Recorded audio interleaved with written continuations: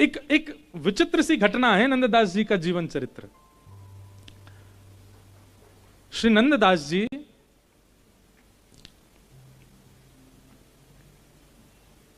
तीर्थ यात्रा करते करते वृंदावन आए और वृंदावन में आकर के इतना मन लगा उनका कि ब्रज में ही बस गए, तो कहीं गए नहीं।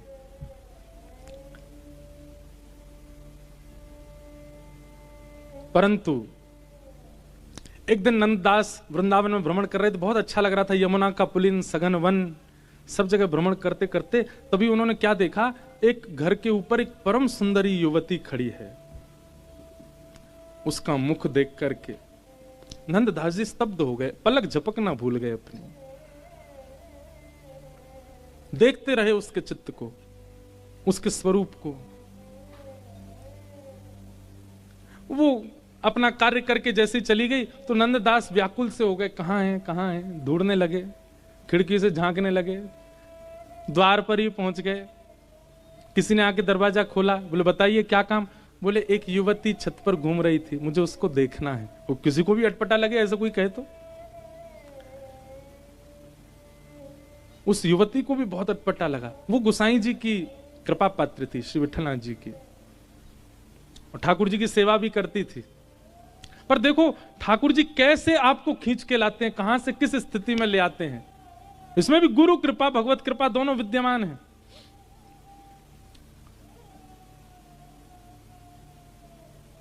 द्वार पर ही बैठ गए और नंददास स्वयं नहीं जानते कि वो ऐसा क्यों कर रहे हैं, उनको ऐसा क्या दिख रहा है उसके रूप में जिसके लिए वो वहां स्थिर होकर बैठ गए।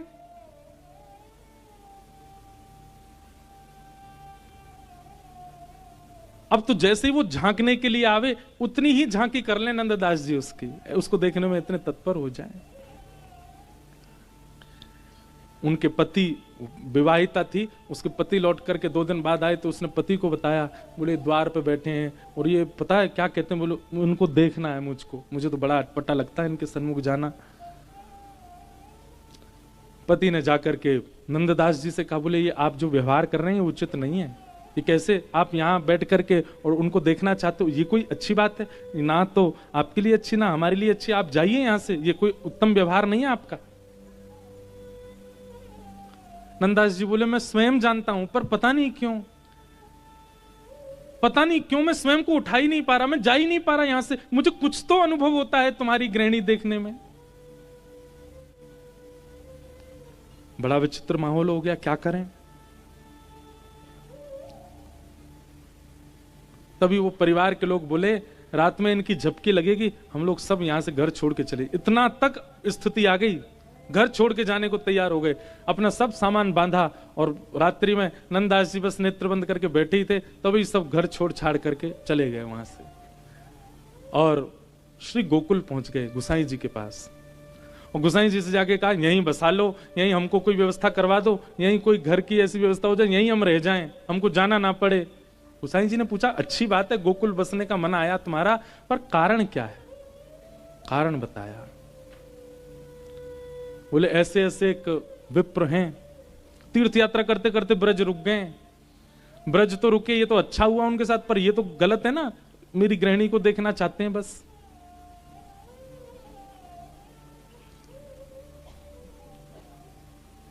गोसाई विठलनाथ जी के तुरंत नेत्र बंद, ये देखो ये गुरु का स्वरूप, बहुत ध्यान से सुनना।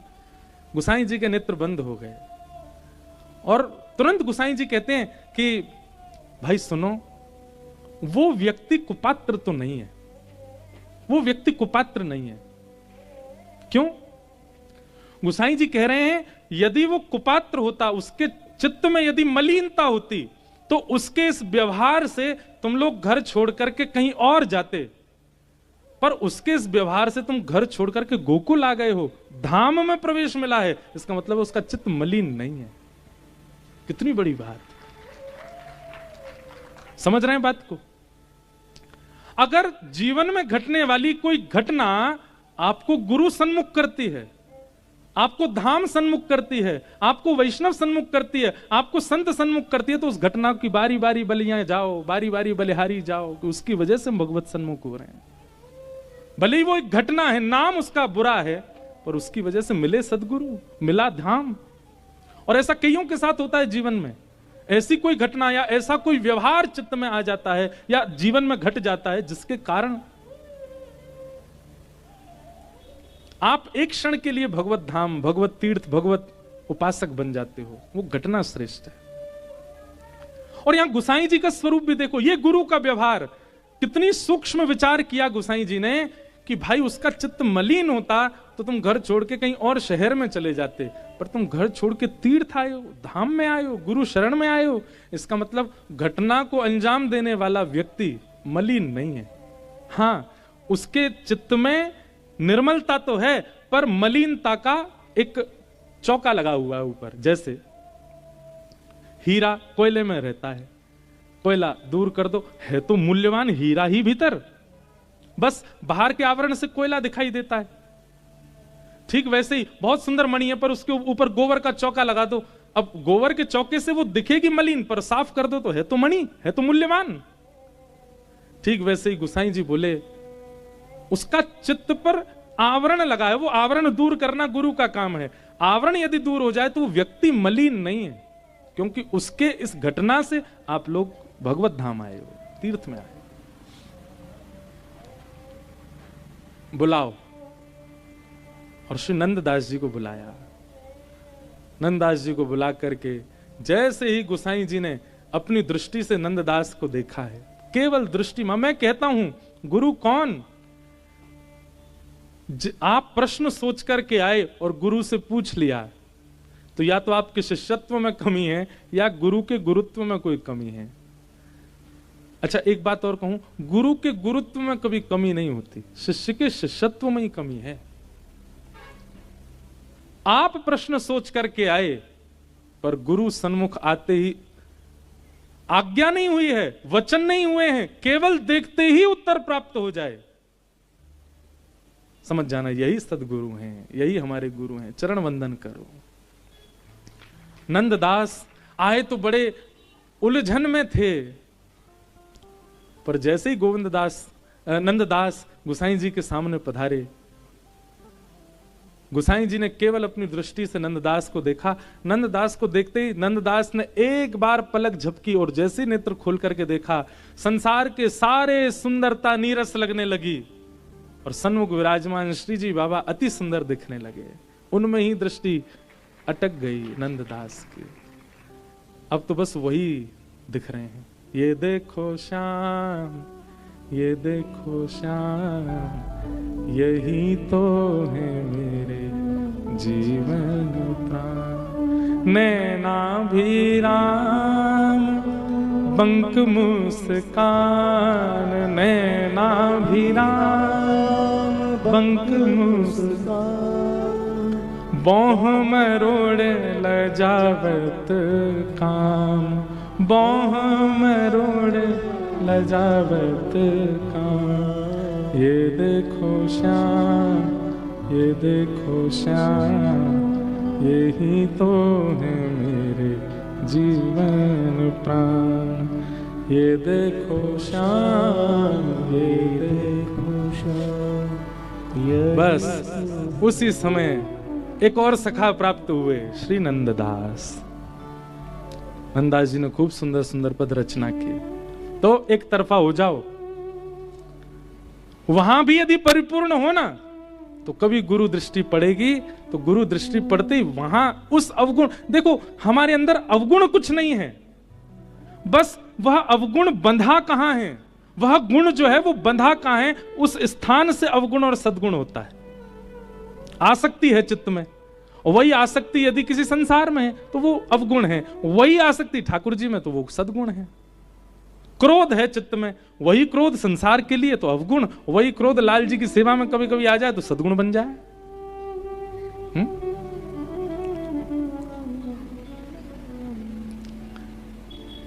वही मोह संसार में है तो दोष है, वही ठाकुर जी में जाए तो गुण बन जाए।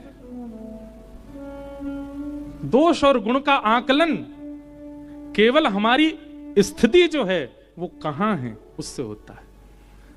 और दोनों तरफ कर रखी हैं, यहां पे भी वहां पे भी, कैसे काम चलेगा? एक तरफा हो जाओ। और एक बात और कहें, एक तरफा होने की संभावना नहीं है। एक तरफा होने का मन नहीं बन पा रहा तो विचार करो, क्या वो इतना जरूरी है कि उसके बिना आप रह ही नहीं सकते? क्या वह इतना आवश्यक है कि अब आप इतने वर्ष के हो गए, यहाँ पे अधिकतर सब लोग जितने भी बैठे, छोटे छोटे बच्चे तो होंगे, पर अधिकतर सब 20-25 साल से ऊपर के बैठे हो। दे तो दिया आपने 25 साल, और कितना दोगे उस भाव को? बस हो गया, अब आ जाओ इस तरफ और पूरे पूरे आओ। हम एक बात कहते हैं, हमारे ठाकुर जी की गणित बड़ी कमजोर है, हमारे लाला की मैथमेटिक्स बहुत कमजोर है। आपने ठाकुर जी से कही ठाकुर जी बोले हाँ जी बोलो। हम आपकी तरफ 60% हैं और संसार की तरफ 40% हैं। ठाकुर जी के भैया कहा बोले, यशोदा मैया ने गुरुकुल ना भेजो मुंह को पढ़वे काजे, मुंह पे गणित ना आवे, मुंह पे तो केवल एक ही बात आवे, 0 आवे और 100 आवे, बस यही समझ में आवे। ये 40, 50, 60 ये कौन सी गिनती है मोह ना पतो? या तो 0 आवे या पूरा पूरा 100 आवे। तो हम कहते हैं, हमारे ब्रज के संत कहते हैं, ठाकुर जी कह रहे हैं पूरो पूरो दो और पूरो पूरो ले जाओ, बिल्कुल मत दो और बिल्कुल मत लेके जाओ। ये हिसाब आता है ठाकुर जी को। आप ठाकुर जी से हिसाब करोगे 40 आप 60 संसार, ठाकुर जी के भाज जाए आते, मुझे मत बतावे, मेरा दिमाग घूम जाएगा, इतनो नाम मुझे गणित ना आवे। पूरे पूरे दो, पूरे पूरे ले जाओ, एक तरफा हो जाओ भैया। हम बिल्कुल मना नहीं कर रहे संसार के हो जाओ, पर हो जाओ, एक तरफा ही रहो। ये दोनों तरफ रहना आप अपना घाटा कर रहे हो। अब तक की बात पुरानी, अब नई बात। यहां जितने बैठे हैं अब सब लोग गांठ बांधे ही लो, अब ठाकुर जी के ही रहो, काहे को जानो वहां पे, वो ऑप्शन देना ही नहीं है। जैसे केबीसी आता ना, कौन बनेगा करोड़पति, उसमें एक 50-50 लाइफलाइन होती है, उसको एक्टिवेट करते ही 2 ऑप्शन गायब हो जाते हैं। कथा में 50-50 वाली नहीं है, 100 वाली है, उससे सबरे ऑप्शन गायब है, एक ही रह गया, क्या? श्री गिरधर लाल। बस अब यहां बैठे हो तो आज ही गांठ बांध लो, केवल लाल जी के रहेंगे और कोई के नहीं होंगे।